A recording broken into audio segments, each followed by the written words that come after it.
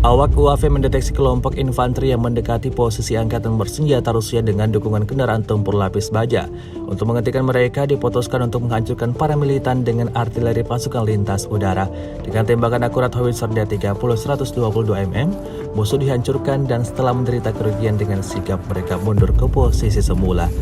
Video yang diunggah di Telegram pada Sabtu 27 Mei 2023 ini menuai beragam komentar dari warganet.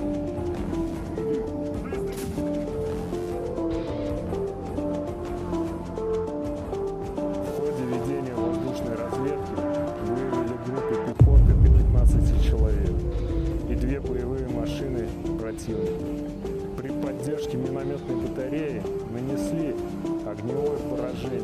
Тем самым противник понес потери и отступил назад.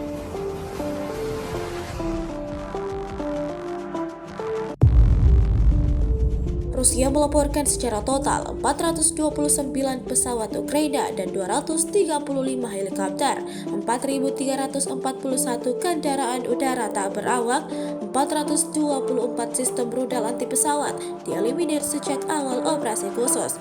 Sementara dari kubu Kiev, Kementerian Pertahanan Ukraina merilis 460 tentara Rusia dieliminir dalam sehari terakhir.